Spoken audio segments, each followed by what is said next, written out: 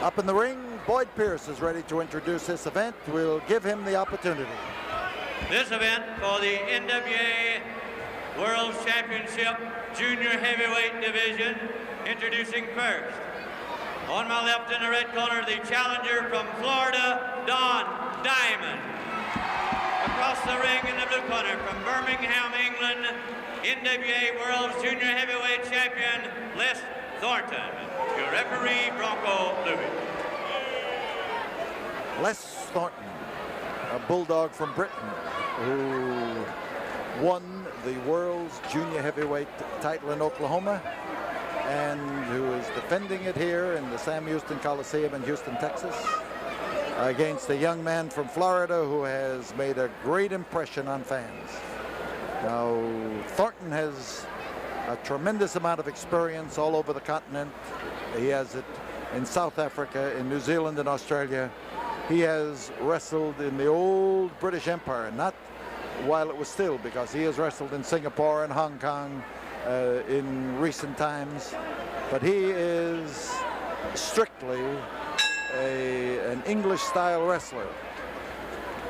Now, against Diamond, he's going to face a man who can match him in speed, perhaps not in strength. He will come close to matching him in experience. You should see in this match the kind of science that wrestling can exhibit.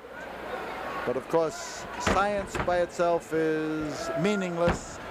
It's only when it results in a win, it's only when it results in superiority that it actually is worth anything. The science of throwing an elbow, the science of throwing a right fist, or the science of kicking somebody in the jaw is as effective as the science of the headlock or the top body press or the grapevine. Nice move by the champion. So Britain's Les Thornton looking for punishment on the legs. He knows of Diamond's speed. He knows that the way to stop that speed is to give him some Charlie horses. It's an effective method. It has worked for a long time for wrestlers. So Don Diamond is caught in an inside bar toe hold.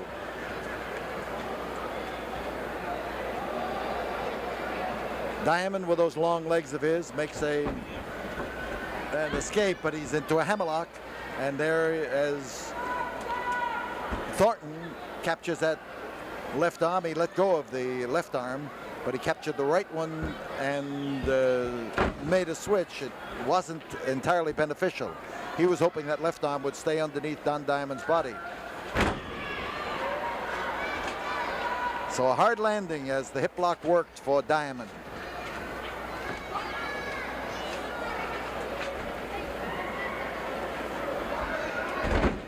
Thornton, top man, arm and headlock. He's got an arm wrapped up in that side headlock.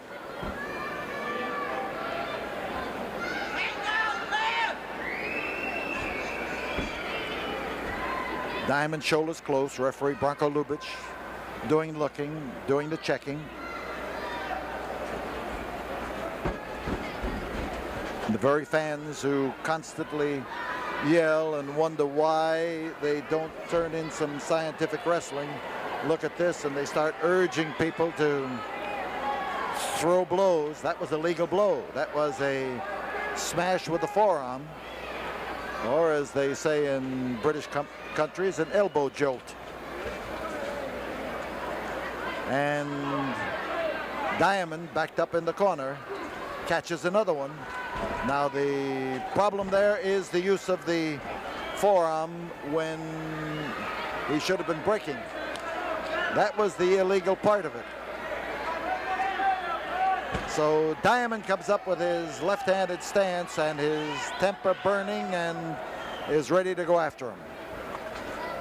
So those who yell for rough stuff now are switching their tune and telling him to do some wrestling. Fans are notoriously changeable. Underneath, Don Diamond. And Diamond caught in a reverse chin lock, trying to minimize the pressure of those heavy-handed forearm blows coming over there.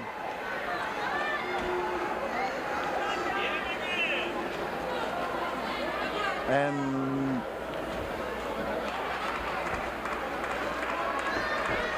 Don Diamond takes a Japanese arm lock on the world's junior heavyweight champion. Les is just built right to be able to throw those knees of his short legs, and he drives them up there like pistons. And Thornton doing the clobbering, Thornton doing the pounding down and trying to wear down the challenge of Don Diamond. So Diamond keeps the pressure on the head. He pushes it forward so that it's against his forearm. But that's an academic explanation now. And he tried to cut him in half. 5 minutes have gone by as Les Thornton keeps pounding away at Don Diamond. Forearm covers an awful lot of the face, and the forearm can have just as much solid power behind it.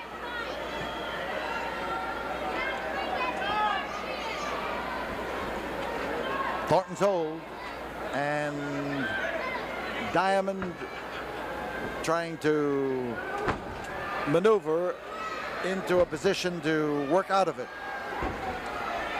He's worrying him with those forearm blows, and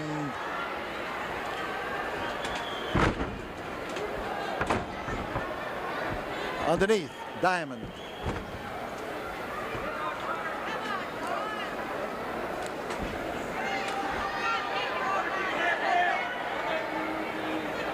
Diamond caught in that reverse chin lock, and the challenger underneath looking for a way to maneuver out of it. And this time it's Diamond who comes around with his left-handed wallop to do something about it, and the fans get behind him and start screaming for him to lay it in there. He's rolling him up. There's one, there's two. He had that cradle hold on him, but well applied. Now Thornton came around that time with not with a fist, but he stuck his thumb out in front and he hit Diamond in the throat. And that's where the problem lies with Don Diamond now. Thornton is one of the masters of the forearm blow. He has never really forsaken it for the fist. It's the blow that when I was in wrestling in the 1930s was the one on which all wrestlers relied, and the use of the fist was not exactly rare, but it certainly was far from the profusion of fist throwing that you see today. Can you deliver in a telling blow with the forearm? No. Don't ever question Les Thornton. So Diamond has been belted. And now Thornton, as he moves outside, starts to take after the youngster.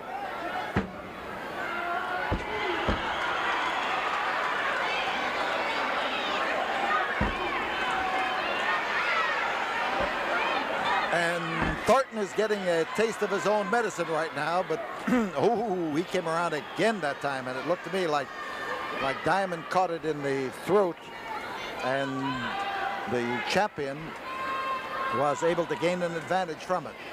He's lifting him inside the ring, over the ropes, and in behind is Diamond, and he came close that time. And Les Thornton went over the top rope. It could be called against Don Diamond, but it was actually I thought it was the rush of 6 seconds, the champion, Les Thornton. I thought it was the rush of Don Diamond or Les Thornton that time, and the fact that Don Diamond ducked underneath him that caused Thornton to go over the top rope. And the fans here feel much the same way. But Thornton went over the top rope. In the referee's judgment, it was caused by Don Diamond, who was underneath him at the time, and the first fall goes to the world's junior heavyweight champion, who is trying to explain his position. He says he was thrown over the top rope. And Diamond is disconsolate, and so is the crowd. We'll be back here in a moment after we have this word from the studio. The argument continues.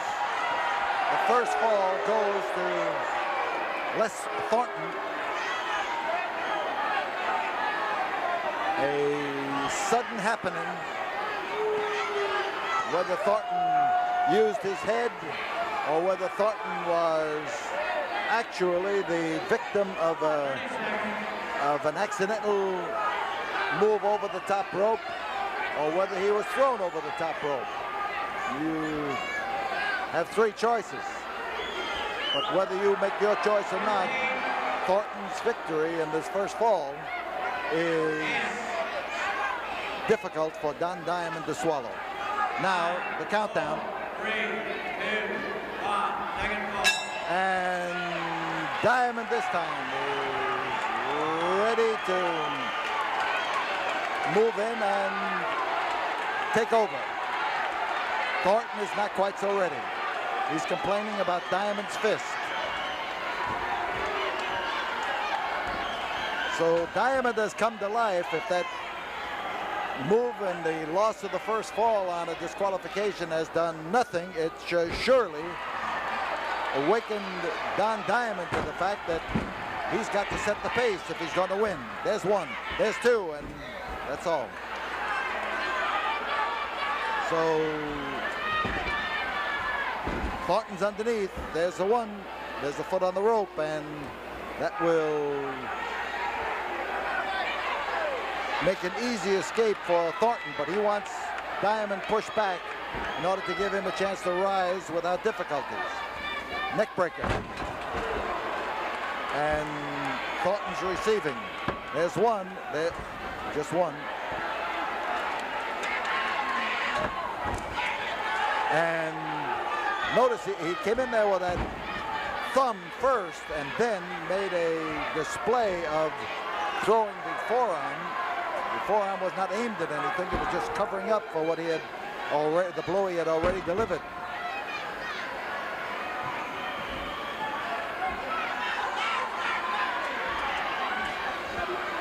Thornton, crotch hold, back and body drop, and oh, hard way to land. Thornton on top. There's one, there's two, and Diamond that time exhibited the kind of strength that's going to be necessary to have in order to win this one. Smashing wallop. On top, there is Don Diamond.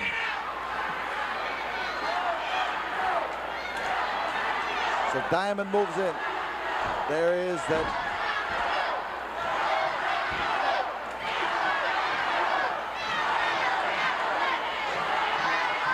The fans are hollering, "Go, Diamond, go!" And Diamond was going, but Diamond suddenly lost his luster because of the quick switch by Les Thornton.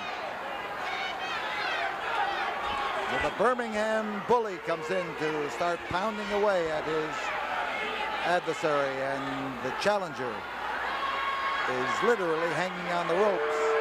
Whether that's a temporary condition or whether it lasts depends on the move he makes from here. He was hanging there trying to entice the champion in.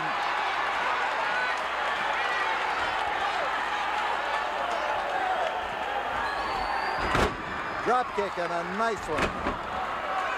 That second one, however, was not the kind to put you into a position. Thornton missed. His blow was intended to take the head off of Don Diamond, but it didn't work that way. And now Diamond, as he works on that same leg that Thornton landed on, is showing good common sense. So the "Go Diamond Go" is still sounding off in various parts of the Coliseum. And Diamond's effort is a leg bar as he works on the knee by pushing against the lower part of the leg with his shoulder. You can see where he combines the two of them, the pull with his hands and the push with the shoulder. Thornton squirming, trying to do something about it.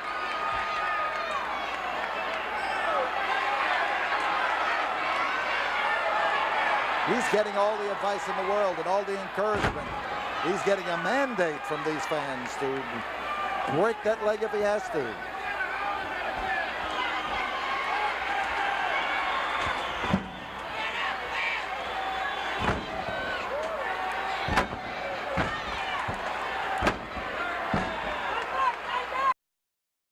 And Don Diamond turns in a great move here by continuing to punish the leg that Les Thornton damaged to what he missed the knee drop and landed knee first on the canvas. So Thornton managed to sledgehammer his way out of that one, but not for long. 5 minutes have gone by in this, the second fall, and he's looking for a figure 4 leg breaker. This hold has probably been responsible for more broken legs in wrestling than any other single toe hold. The one that Don Diamond is using right now. He has his own leg thrown over there in figure 4 fashion. He is the pressure down on the knee of Les Thornton. And Thornton knows that if he makes the wrong move, his leg is going to suffer, and this match is going to end with a new world champion being crowned. Thornton wants the referee to break the hold. He's trying to pull under there so that Branko Lubitsch will have to do what Les Thornton cannot do. He's under the ropes. He will get the hold broken. And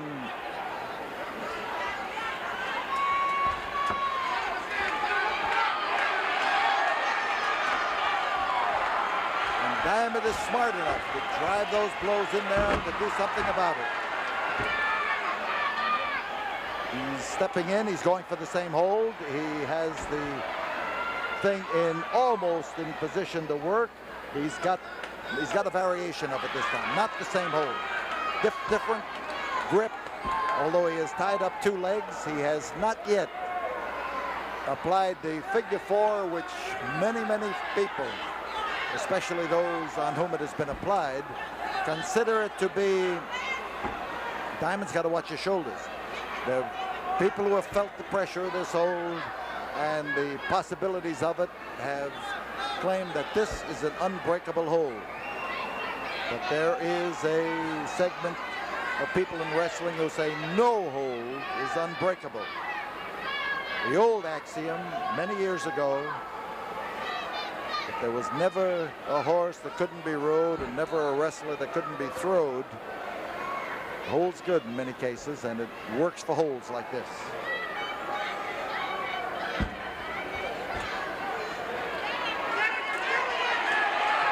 Now the fans encouraging Diamond to dive in there and grab those legs again, and he has turned the tables on Les Thornton. He's dropping with his knees in against the thigh muscles of Thornton. And oh, that can raise a Charlie horse and make you hobble.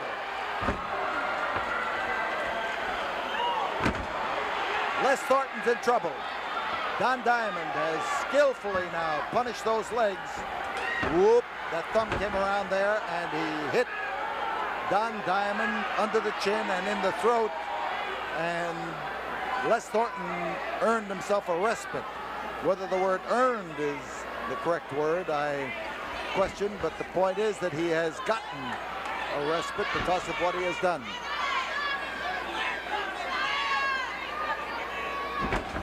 Thornton landing in there and finding his mark. The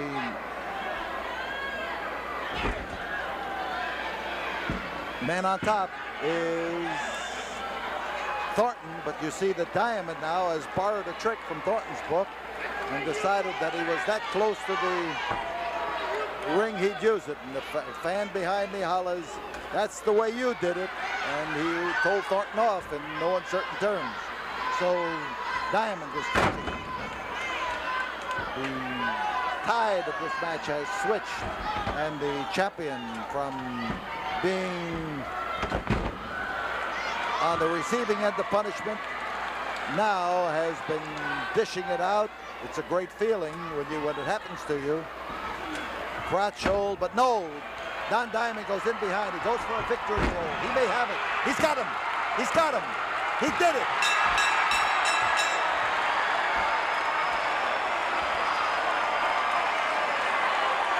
The winner of the second fall, 9 minutes, 20 seconds, the challenger, Don Diamond. Going just a shade under 10 minutes. Don Diamond, one of the brightest youngsters in the wrestling game, and a young man with a tremendous future that may begin here tonight.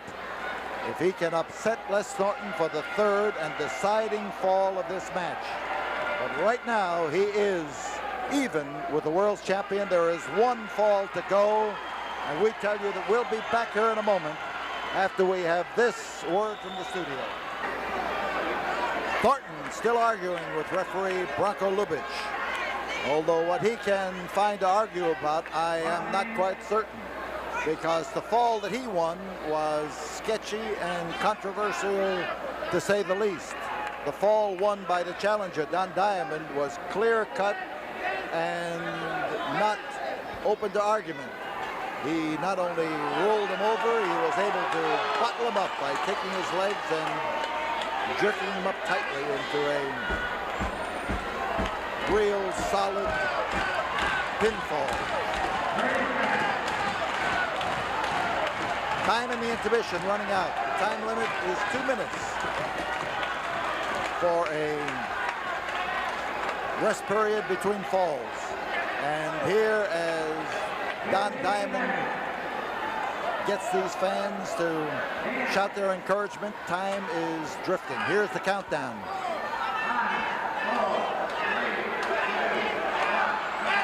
And Don Diamond says 1 fall to go.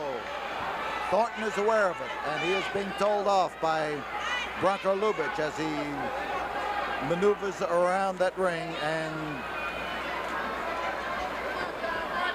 wonders, I'm sure, exactly what mistake he can tempt Don Diamond into. He's aware that Diamond's only weakness in this will be, that he has less experience than the champion. Shoulder button, it works well. Crotch, lift, slam, Diamond on top. Not quite. So Thornton put a stop to him that time, and that elbow, and I'm not talking about forearms, I'm talking about the point of the elbow, struck him right in the back of the neck, rabbit punch style. Thornton on top, but he's looking to cover Diamond and is waiting for Diamond to make a move, and Diamond moved out the opposite side. Again. Here come the fans now with their staccato encouragement. Go, Diamond, go. Go, Diamond, go.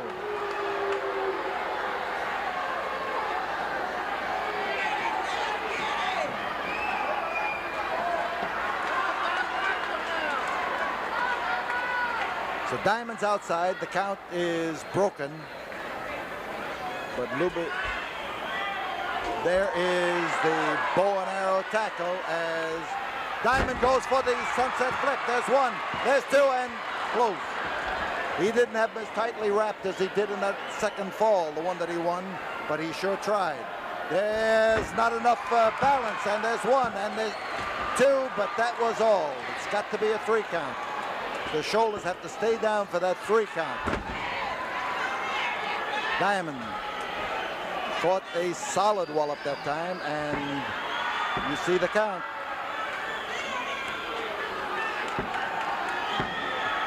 Referee Lubitsch watching those shoulders and hoping he's going to be able to move in there. Diamond hanging on to that arm, rather Thornton hanging on to that arm of Diamond and hoping he's going to be able to score just a little bit better. Now Diamond's fans screaming for him to come in. And, oh, that was one of the best forearm blows of the night. And Diamond's in trouble. Don Diamond on the deck. Here's Les Thornton looking to lay it in there, and lay it in there he does. There is a call to break because the legs were under the ropes, and Diamond added emphasis to the break. He's going for the sunset flip again, and he's got him wrapped up. Whoops. Both legs hit him, and hit him hard.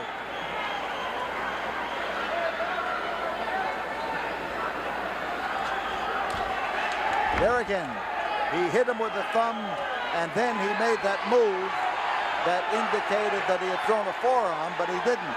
He didn't hit him with a forearm. He came around there and hit him with the thumb stuck out in front of a driving fist.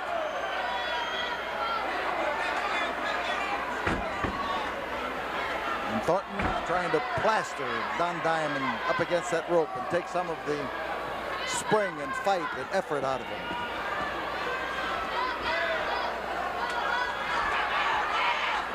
And Diamond has been racked right down into his silver shoes.